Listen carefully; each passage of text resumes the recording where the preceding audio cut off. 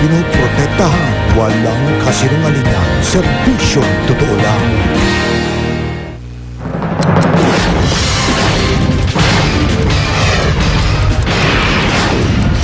Ilang pasahero ng jeep, hindi raw alam na tumaas na sa 8 pesos ang minimum fare. May mga nagalit at tumangging magbayad. I-report ko kayo. Akin na yung 8 ko. Isa na namang SUV, kinarnap sa Quezon City. Pagtangay sa kaparehong SUV sa Makati kahapon, nakuha na ng CCTV.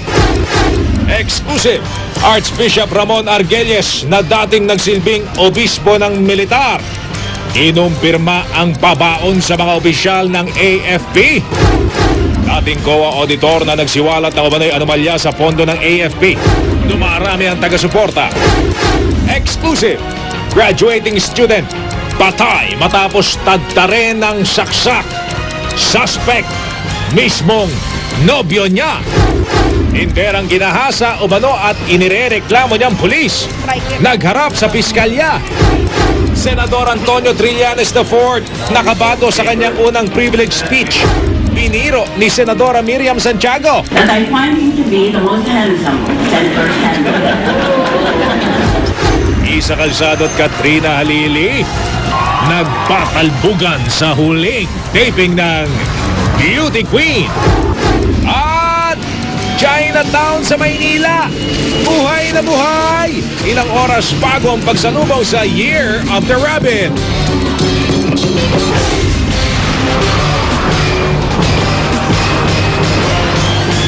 Mula sa GMA Network Center, narito si Mel Bianco, Mike Enriquez. Ito ang 24 oras. Magandang gabi po, kulang 6 na oras na lamang. Sasalubungin na ng mga kapatid nating Chinese ang Year of the Metal Rabbit.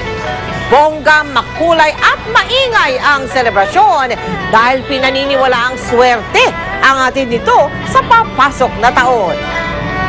At mga kapuso, live po natin tututukan ang pagdiriwang dito sa Binondo, Luzon, Manila, ang Chinatown ng Pilipinas. Ihahatid namin sa inyo ang mga pinakasariwang balita mula rito. Maaga pa lang, ramdam na po ang kasiyahan sa mga humahabol sa pagbili ng mga iba't ibang mga bagay na pinaniniwalaan nilang pangkait ng swerte para sa bagong Chinese New Year. Sa mga sandaling ito, daksa ang mga tao dito sa Ongpin, mga kapuso. Tulad na nakikita nyo ngayon, isang malaking pasyalan, itong Ongpin, isang malaking bilihan. At pamilya, magkakaibigan, lahat ng klase ng mga tao, Chinoy man o hindi, mistulang nagsama-sama dito sa Ongpin at sa Binondo ngayong gabi sa paghahanda sa pagsalubong sa Chinese New Year.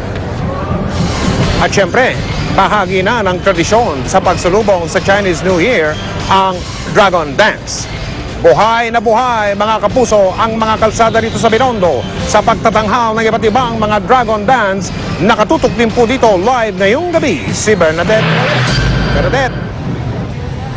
Mike, pinakaabangan dito sa Binondo ang longest Dragon Dance. Pero bukas pa yan masasaksihan ng mga tao. Ngayong bisperas naman ng Chinese New Year, naging saksi tayo sa pag-iensayo ng mga Dragon Dancers sa kanilang pagsalubong sa Year of the Metal Rabbit.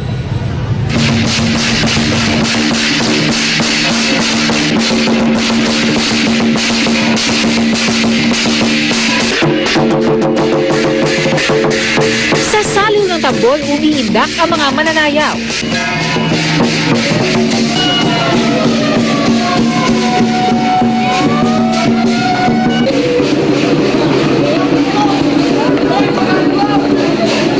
Nakakaliw panoorin itong Dragon Dance, pero napag-alaman ko, inaabot pala ng 3 oras sa mga dancers sa pag-iensayo bago sila pumarada.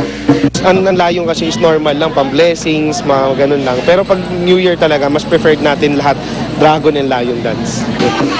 Kaya si Marlon Jimenez, baliwala ang pawi sa pag-iensayo para maging bahagi ng inaasahang maging longest Dragon Dance bukas.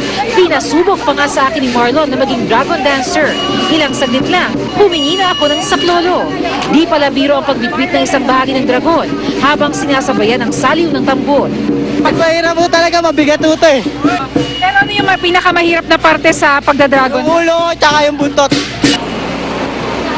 Sa ibang bahagi naman ng Binondo, imbis na sayaw, pamimili ang pinagkakabalahan ng mga tao. Sa tindahang ito, pila ang mga taong namimili ng pampaswerte. Ayon sa isang feng shui expert, maganda raw sa lubungin ng Chinese New Year na may nakasabit o nakadisplay na imahe ng rabbit sa bahay. Na pag dumating na ang rabbit at sinalubong mo siya na meron ka ng mga ornaments na yun, ikaw yung unang mapapagbigyan o ikaw yung unang-unang mabibiyayaan. Mabenta rin ang tikoy at hopya. Pero kung natitipid, subukan ang mas abot kayang muchipya. Itong mochipya nito, no, kami ang nag-imbento nito, itong hopya na may tikoy pa. At kahapon lang na-launch ito. 40 pesos lang ito.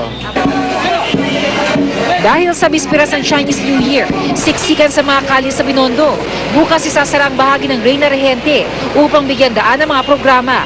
Kung magagaling sa Jones Bridge, kumaliwa sa Ledesma Street, kanan sa Juan Luna papuntang Abad Santos.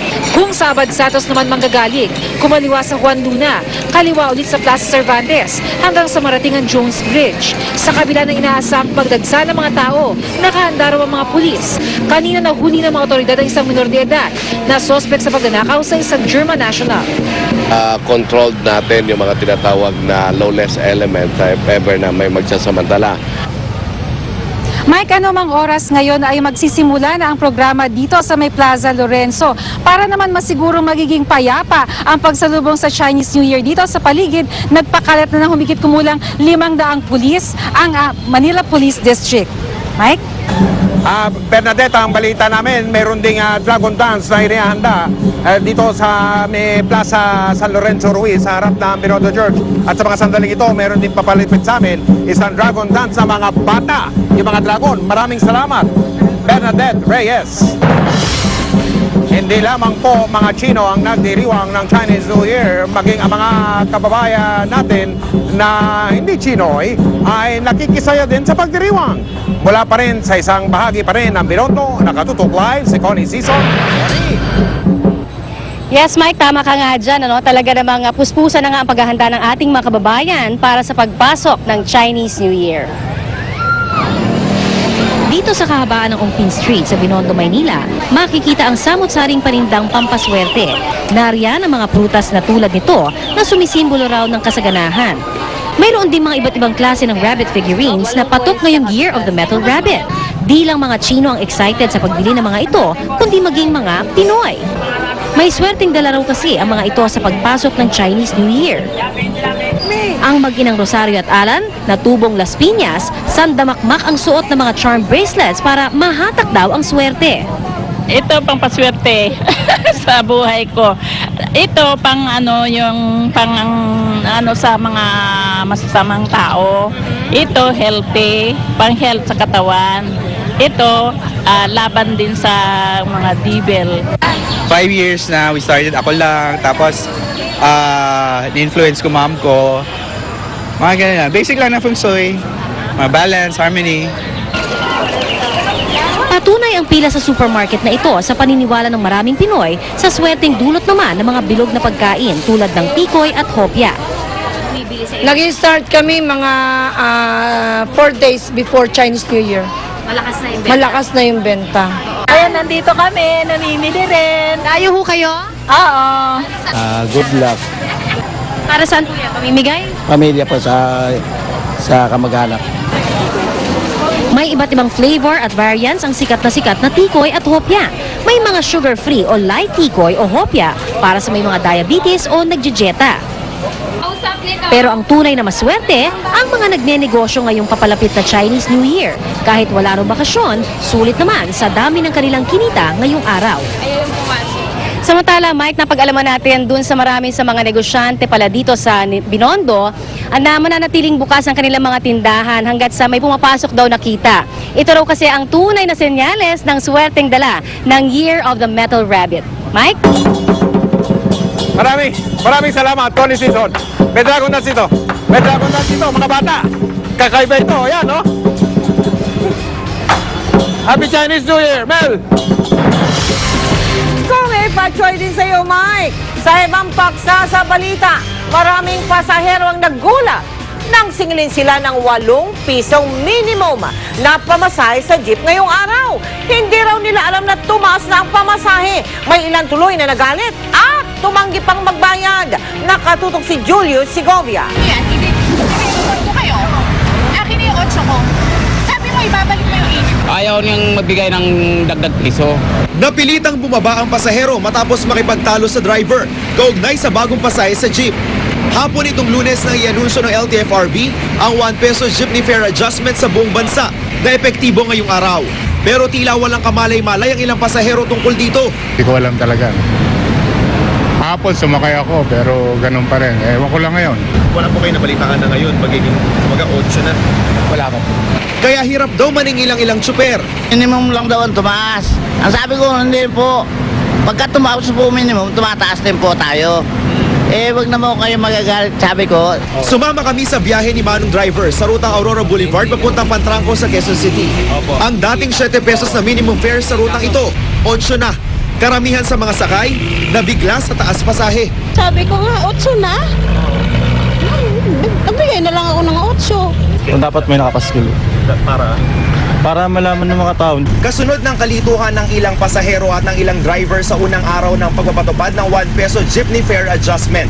Naglabas na ang LTFRB ng ganito, fare guide, para magsilbing basehan daw ng mga pasahero sa ibabayad nilang pamasahe. Iba raw ito sa fare matrix o tarima na kailangan pang bayaran ng mga tsuper. Ayon sa LTFRB, kung tutusin, di naman na raw kailangan pa ng fare guide dahil across the board ang fare hike. Kung sakali i-post nila sa mga sasakyan nila para madaling makita ng pasahero. Piso lang ang taas pasahe sa unang 4 na kilometro at wala nang dagdag sa mga susunod pang kilometro. Halimbawa, ang dating 13 pesos mula sa North Avenue papuntang Batasan Hills, 14 pesos na. Ang mga suki ng jeep na empleyado at estudyante, umaaray sa pisong taas pasahe. Dapat mag-increase din ng sweldo kung merong pag-i-increase ng pamasahe. Hindi lang naman yung gastos sa pamasahe, tsaka gastos sa pagkain yung binabayaran ng mga estudyante. Meron din yung mga gastos sa, kunyari may org sila, may mga ganyan. Tapos may mga field trips pa. Nananatili ang 20% ng diskwento sa mga estudyante at senior citizen. Bale 650 lang sa kanila ang dapat saning 8 pesos ng pasahe. Dina-advise ko rin ang mga driver namin dito na magbigay ng diskwento at iayos nila ang pagsusukli nila. Kahit na sinabi mo estudyante ka, yung iba naman, parang hindi ka narinig. Banta ng LTFRB, overcharging ang kaso sa tsuper at operator na mapapatunayang nagsamantala sa mga pasahero. Mag-report lang sa LTFRB hotline 0921-448-7777 para sa mga reklamo. Yung mga pasahero, you can insist, pwede nyo ipagpilitan na suklihan kayo ng tamang sukli. Julius Segovia, nakatutok, 24 oras.